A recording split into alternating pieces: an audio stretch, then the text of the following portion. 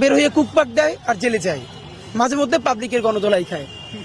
এবং এরা এইটুকুন বুদ্ধিশুদ্ধি আল্লাহ এদেরকে দেয় নাই যে যাদের নেত্রী আপার মতো মা, মায়ের মতো আপা, তারা হেলিকপ্টারে পালানোর সময় নিজের বোন ছাড়া কাউরে বইলেও যায় নাই যে তোমরাও পালাও আমিও পালাই, যে যার অবস্থান থেকে পালাও বলে নাই।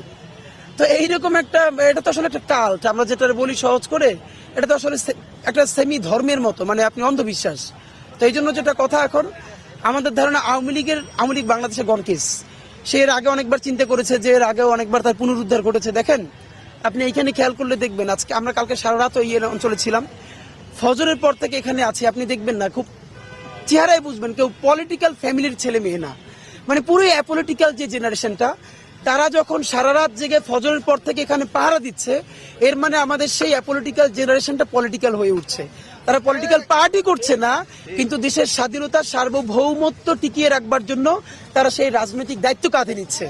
আওয়ামী লীগ যেরকম মুক্তিযুদ্ধ কুক্ষিগত করেছে, জুলাই গণ অভ্যুত্থান সেই মুক্তিযুদ্ধের মালিকানা এবার জনগণের কাছে ফিরিয়ে দিতে চায়। এবার তারা অনলাইনে লকডাউন করছে।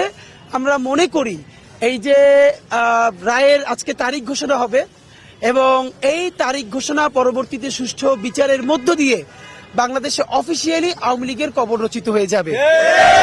কারণ এখানে দিল্লির যে ভুলটা হয়েছে, তারা তাদের সমস্ত বিনিয়োগ আওয়ামী লীগের উপর, এখন তাদের আর কোনো শুধরানোর জায়গা নাই। আপনাদের মাধ্যমে আমরা ভারতীয় এস্টাবলিশমেন্টে বলতে চাই, আপনারা জুলাই গণ অভ্যুত্থানকে স্বীকৃতি দিন এবং সম্মান করুন।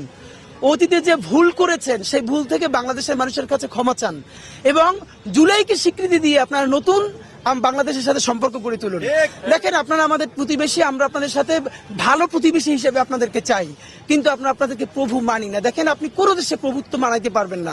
আপনার পাশে শ্রীলঙ্কা আপনার হাতছাড়া হয়ে গেছে, নেপাল গেছে, ভুটান গেছে, এরপর আপনি পাকিস্তানে একটা মাতব্বরি কইরা যুদ্ধ করতে গেছিলেন, কিন্তু সেটা পাকিস্তানের সীমানা ওঠার আগেই সেটা ধপাস কইরা পড়ে গেছে, ফালাই দিছে।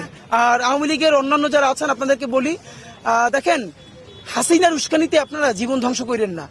আজীবন তার উস্কানিতে ধ্বংস, সে কিন্তু ঠিকই হেলিকপ্টারে পালাইছে, তার ছেলে কিন্তু আমেরিকায়, মেয়েও কিন্তু দেশে না। বাংলাদেশে পলিটিক্যালি আওয়ামী লীগ কোনোদিনই একটা রাজনৈতিক দল না, এটা একটা মাফিয়া দল, এবং বাংলাদেশে তার কোনো শিকড় নাই। দেখেন বেগম খালেদা জিয়াও কোন জুলুমটা নাই তিনি স্বীকার করেন নাই। তিনি কি বাংলাদেশ ছেড়ে গেছেন? তিনি বলেছেন আমার তো আর কোনো, আমি জেল খাটলে ওই দেশে, আমি বেঁচে থাকলে ওই দেশে। জামাতে ইসলামের নেতারা তারা ফাঁসি হয়েছে এই দেশে, তারা লড়াইও করেছে গত 15 বছরের দেশে, গুম হয়েছে, খুন হয়েছে, ধর্ষণের শিকার হয়েছে, আয়না ঘরে গেছে, তারা তো দেশ ছেড়ে পালাই যায় নাই। অথচ তাদেরকে পাকিস্তানি বইলে সবসময় বলা হয়েছে তারা তো পাকিস্তান যায় নাই, কিন্তু আপনি তো ঠিকই দিল্লি পালাইছেন। সুতরাং এই বাংলাদেশের সাথে আওয়ামী লীগের কোন শিকড়ের সম্পর্ক নাই।